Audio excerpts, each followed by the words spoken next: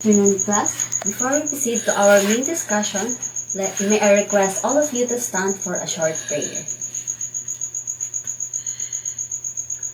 Okay, Miss Manila, kindly lead the prayer. In the name of the Father, of the Son, and the Holy Spirit, Amen. God, thank you for this day. I hope we learned a lot today about our discussions. Amen. Father, the Son, and the Holy Spirit, Amen. So again, a pleasant afternoon again to everyone. I am so glad to see you all today. So let's start with a quick check-in what is something good happened today. So as you can see, we have here two characters in Inside It Out movie, which is joy and sadness. So if you feel happy or excited for today's discussion, you can paste joy here in our first column, and if you feel sad, you can paste sadness on our second column. So now you may paste your emotions. So wow, it seems like all of you are happy for today, but those of two emojis for those who paste sad on our second column.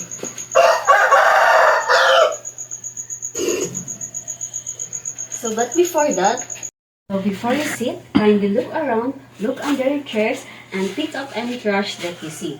If there are small pieces or scrap of papers or candy wrappers that you see, pick them up. And also check the alignment of the chairs. Look in front of your desk, I mean sideways, to see if your seats are properly arranged.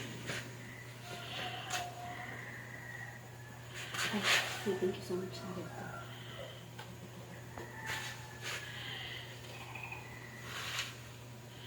So as I said earlier, just a quick reminder, do any of you have an assignment needs to be checked today? None, Mom. So if none, let me present to you first our classroom rules. So everyone, kindly please read our classroom rules. Arrive on time, listen and follow the directions, raise your hand if you want to answer, avoid distractions, participate in class discussion. So class, do you have any questions or clarifications regarding on our classroom rules? None, Mom. That's right. See, to our main discussion, let us have a quick recap on our last discussion, which focuses on distinguishing between and among capsule, biographical, sketch, and features article. So, who among of you still remember, if you really understand our last discussion, let us have these questions. What do you call a brief summary of a person's life and accomplishment? Yes, Manila? Very good. So, I have here another questions. It is a detailed and comprehensive account of a person's life, often highlighting specific achievements or events. Yes, Miss Reen? That's right. Good. So how about the third questions? What do you call to a short, focused account of a person's life covering their childhood, education, career, relationships, and impact? Yes, Cyril? Very good. That's also good. So for our last questions, it is longer in-depth piece about a person, often exploring their personality, motivations, and impact of their works on life experiences. So, who wants to volunteer? Yes, Daniela? Fantastic! That's right!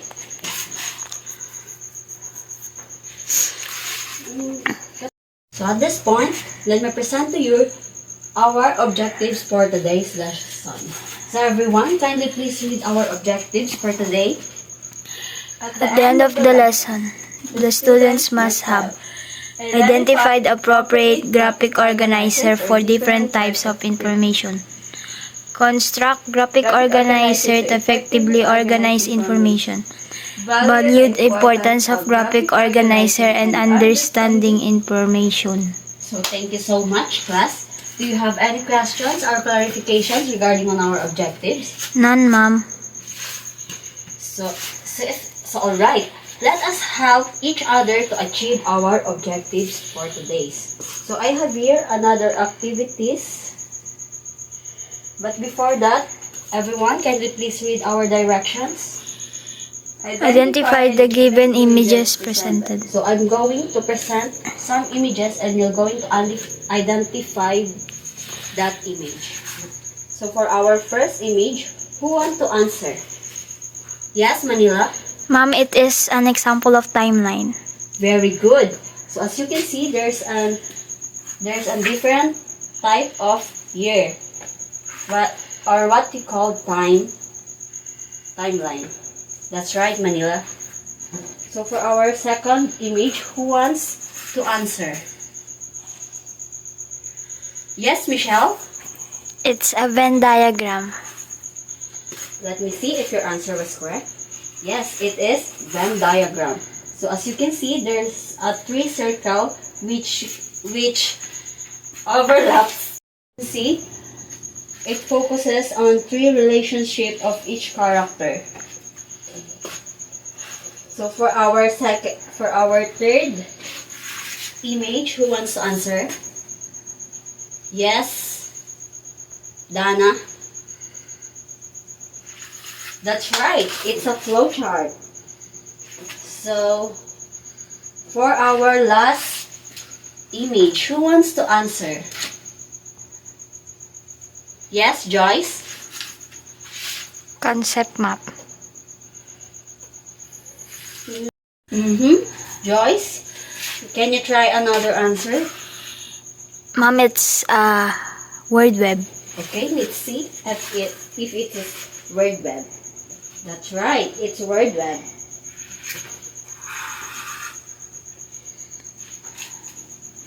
So what do you think is the type of organizer that the pictures represent? Students, we are now in our main discussion. I will discuss the concepts and the use of each graphic organizer that you had identified earlier. So who among of you can recognize those graphic organizer presented? Somewhat, ma'am. Alright, so today I will discuss it one by one.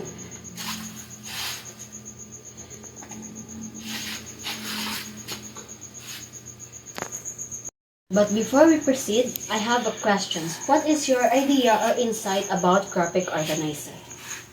Yes, Joyce? Graphic organizer composed of informations. Great, that is correct. So, kindly please read the definition of graphic organizer, everyone. So, thank you so much. Students, we are now in our main discussion.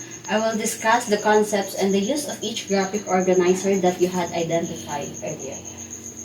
So, who among of you can recognize those graphic organizer presented? Somewhat, ma'am. Alright, so today I will discuss it one by one.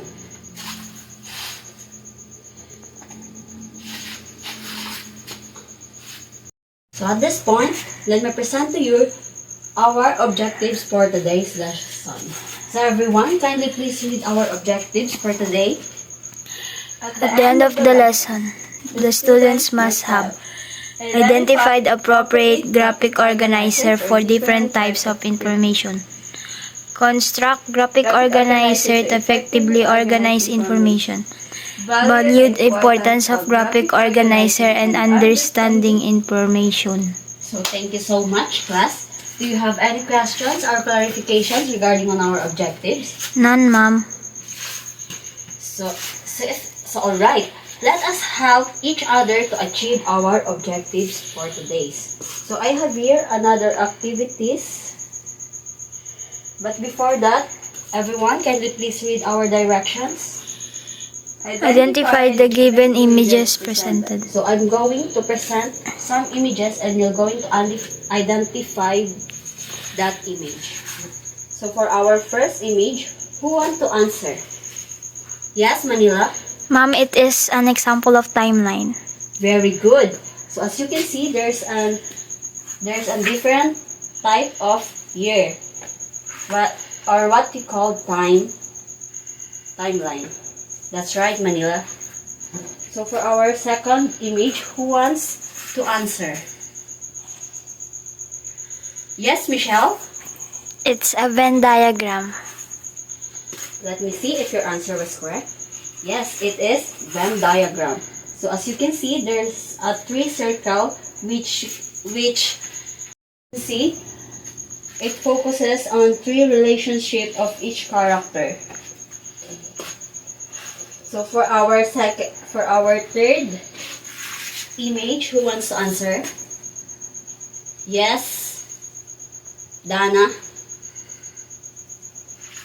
That's right. It's a flowchart. So for our last image, who wants to answer? Yes, Joyce? Concept map. Joyce, can you try another answer? Ma'am, it's a word web. Okay, let's see if it is word web. That's right, it's word web.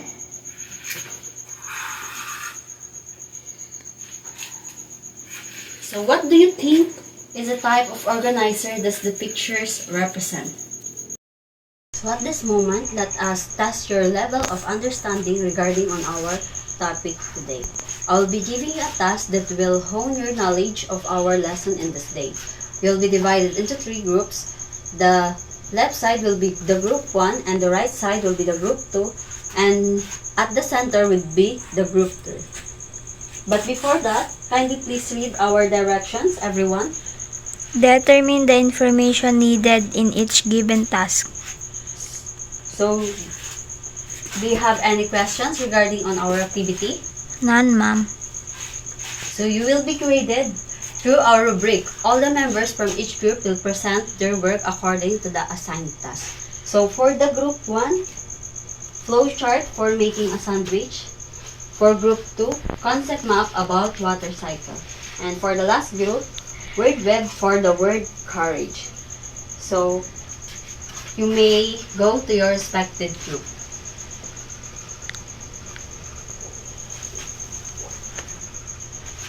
Time is up.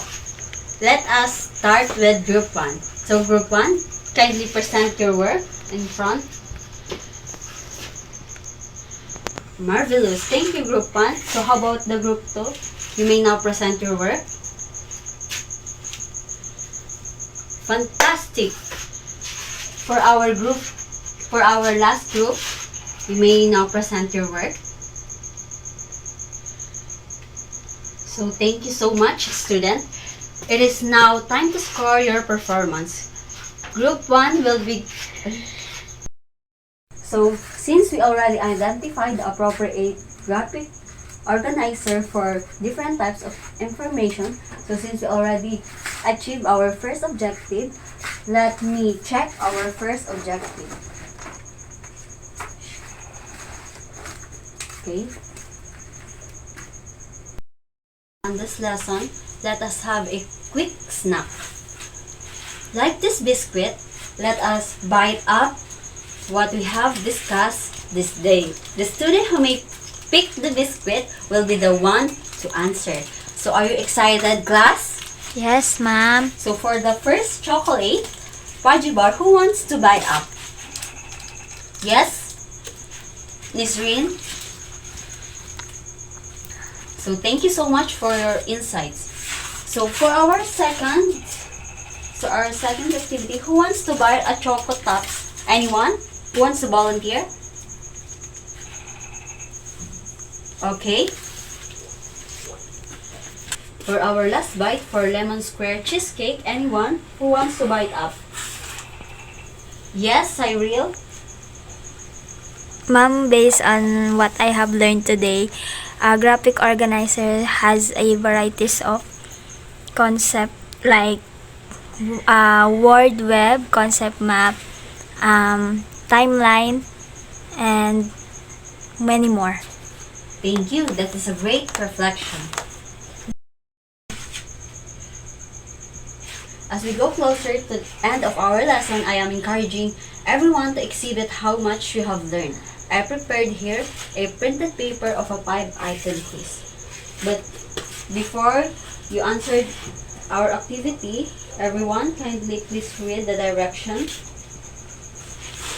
Read and analyze and encircle the correct answer. So I will give you 3 minutes to accomplish this task.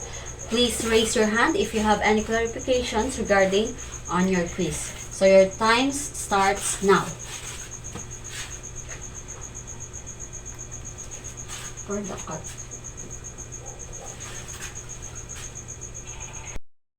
So thank you so much, students. We have just achieved our second objectives. So I'm going to check, since we already achieved our second objectives, I'm going to check our second objectives. So give yourself a round of applause. So class, how did you find the activity? Let us check your answer and please exchange your paper with your seatmate. And don't forget to write corrected by. So before we end this lesson, I have one last question. So how will you apply your knowledge to your everyday living? Okay, Cyrus? So thank you so much. It seems like you already... For your homework, have an advanced reading about simple paragraph and take note of the parts of it. Write your answers in a yellow paper. This adventure and may you boundless creations until we meet again. Farewell, students. And that's all. Goodbye and thank you. Goodbye, ma'am.